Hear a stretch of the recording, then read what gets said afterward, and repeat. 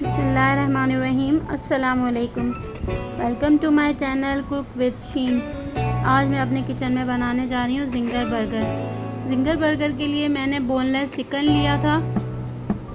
Bone لیس chicken کے میں نے تکا پیس ہوتے ہیں وہ لے کر، اور اس میں سے میں نے اس طرح سے بون لیس سلائس لمبے لمبے میں نے کٹ کر لیے تھے.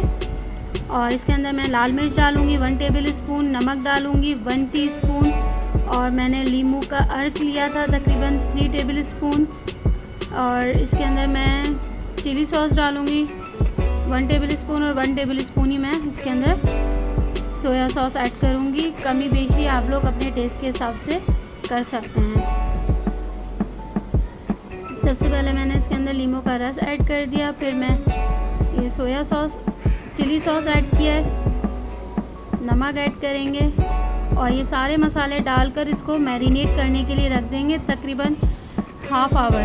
اگر آپ 1 آور کر سکتے ہیں تو آپ لوگ 1 آور کر لیں، کیونکہ جب اچھی طرح سے میرینیٹ ہوتا ہے چکن تو بہت اچھا ٹیسٹ آتا ہے. اب اس کو میں اچھی طرح سے مکس کر لوں گی. سویا سوس ایڈ کرنے کے بعد یہ میں نے بلیک پیپر بھی ایڈ کیا ہے. بلیک پیپر میں نے رکھا نہیں تھا، اور بلیک پیپر سے بھی بہت اچھا ٹیسٹ ہوتا ہے. گھر میں آپ ریڈی کریں، بہت اچھا ٹیسٹ آتا ہے. اور بازار کی چیزیں ویسے ہی جو ہے وہ ہیلدی نہیں ہوتی ہیں. گھر میں ہی ٹرائی کریں یہ ساری چیزیں. اچھی طرح سے اس کو میں مکس کر لوں گی. مکس کرنے کے بعد اس کو ہم میرینیٹ کرنے کے لیے رکھ دیں گے. اور اگر چاہیں تو یہ ویسے بھی فرائی کر کے کھا سکتے ہیں اگر برگر میں نہ رکھیں تو، کیونکہ بہت اچھا ٹیسٹ ہوتا ہے اس کا. بہت ایزی اور بہت ہی آسان سی ریسیپی ہے، ٹرائی ضرور کیا کریں. اچھی طرح سے اس کو مکس کر دیا. اب اس کو میرینیٹ کر کے رکھ دیں گے. تقریباً ½ آور کے لیے آپ رکھ دیں اس کو میرینیٹ کے لیے.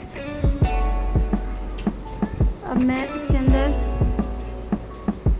سرکہ ایڈ کروں گی. یہ 1 ٹیبل اسپون میں نے سرکہ لیا ہے، اور میں اس کے اندر مایو گارلک ڈالوں گی. یہ میں سوس بنا رہی ہوں، جو سوس اس کے برگر کے اوپر زنگر برگر پہ لگتی ہے وائٹ سوس، وہ ہم بنا رہے ہیں اس کے اندر. اس کے اندر مایونیز ایڈ کریں گے. آپ چاہیں تو نہیں بنائیں، لیکن اگر یہ بناتے ہیں سوس تو اس کا بھی جو ہے بہت اچھا ٹیسٹ آتا ہے. یہ میں نے مایونیز لے لی ہے.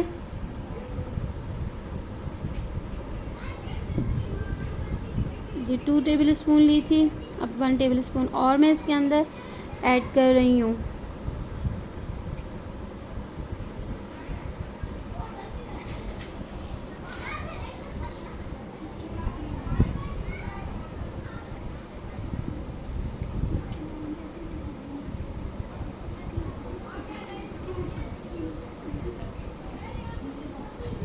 یہ تقریباً 3 ٹیبل اسپون مایونیز تھی.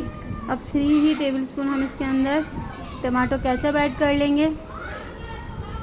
اور ٹماٹو کیچپ ایڈ کرنے کے بعد اس کو اچھی طرح سے اس کو مکس کر لیں گے.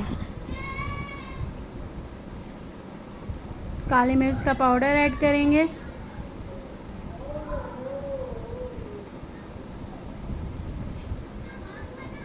½ ٹی اسپون کالی مرچ پاؤڈر، بلیک پیپر وہ ایڈ کیا.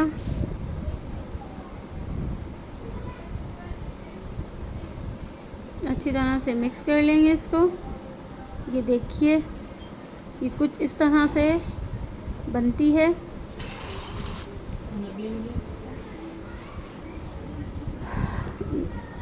برگر کے اوپر لگانے کے لیے سوس ہم نے ریڈی کر لی ہے. اب یہ تقریباً چکن بھی جو ہے وہ میرینیٹ ہو چکا ہے. اب ہم اس کی کوٹنگ ریڈی کریں گے.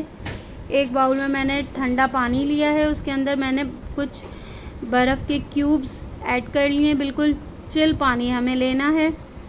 اور یہ میں نے میدا لیا ہے، तकरीबन मैंने हाफ़ प्याली जो है वो कॉर्नफ्लोर लिया है और 1 प्याली मैंने मैदा लिया है। इन दोनों को मैंने मिक्स कर इसके अंदर मैंने हाफ़ टी स्पून लाल मिर्च रेड चिली पाउडर ऐड किया और हाफ़ टी स्पून मैंने ब्लैक पेपर ऐड किया है, क्योंकि जब हम कोटिंग करते हैं, और 1 टीस्पून मैंने नमक ऐड किया है, क्योंकि जब कोटिंग करते हैं तो उसके अंदर भी नमक और मिर्च का टेस्ट आना चाहिए, अच्छा लगता है। पानी आप लोगों को बिल्कुल ठंडा ही लेना है, बिल्कुल चिल पानी आप लोगों ने लेना है। ये मैं एक एक करके ये चिकन का पीस उठाती जाऊंगी। पहले मैं इसको मैदे की इसके अंदर कोटिंग करूंगी।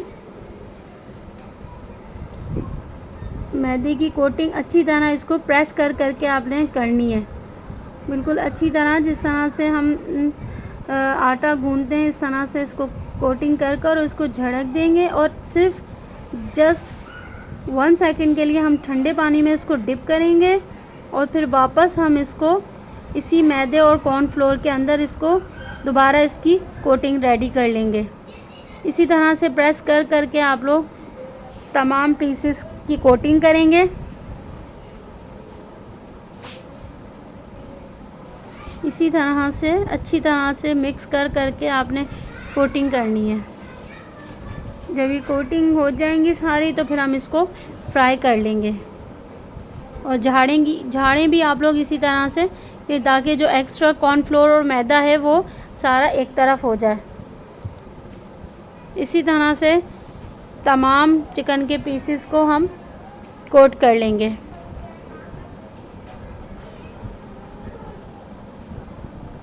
बच्चों को बेसिकली बहुत पसंद होते हैं, तो घर में ट्राई करें इस तरह की रेसिपीज़, अच्छा लगता है।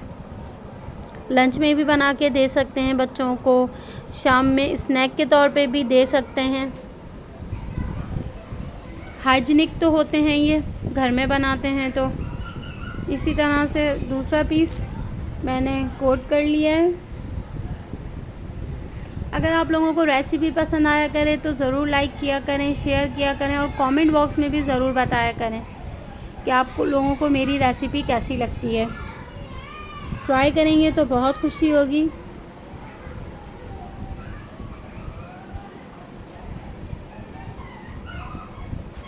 इसी तरह से कोटिंग हो जाएगी सारी। ये देखिए सारे चिकन के पीस जो हैं वो कोट हो गए, कोटिंग हो गई है। ऑयल गरम कर लिया है ये कढ़ाई के अंदर। अब हम इसको फ्राई कर लेंगे।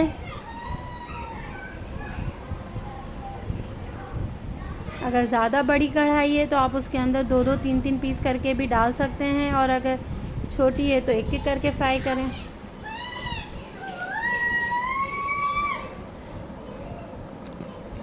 जी, फ्राई हो रहे हैं चिकन के पीस। देखिए कितना प्यारा गोल्डन सा कलर इसका आया है।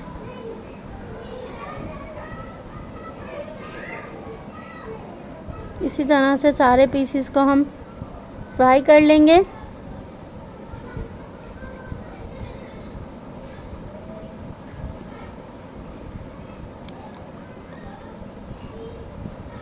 जब बिल्कुल गोल्डन कलर के हो जाएंगे तो हम इनको निकाल लेंगे। ये देखिए गोल्डन ब्राउन कलर इनका आ गया है। इसी तरह से सारे पीस को हम फ्राई कर लेंगे। बर्गर भी हमारे पास हैं। और जिंगर बर्गर में मोस्टली क्या होता है कि सलाद का पत्ता रखते हैं या लगाते हैं, ये आप लोगों की अपनी मर्ज़ी है। मुझे पसंद नहीं है तो इसलिए मैं नहीं लगाती। ये देखिए सारे चिकन के जो पीस हैं वो रेडी हो चुके हैं। अब मैं इसको बर्गर के अंदर रख लूँगी। देखिए सबसे पहले ये मैंने जो सॉस रेडी करी थी वो सॉस इसके ऊपर लगाई है। अगर आप चाहें तो एक्स्ट्रा इसके ऊपर केचप वगैरह भी लगा सकते हैं। सॉस अच्छी तरह से लगाने के बाद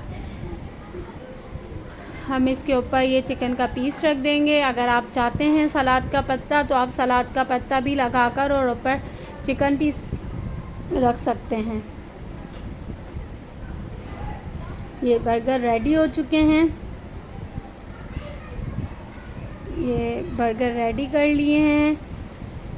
ریسیپی پسند آئی ہے تو ضرور ٹرائی کریے گا، کامنٹ باکس میں بھی بتائیے گا، اور اپنا خیال رکھیے گا۔ تھینک یو، اللہ حافظ۔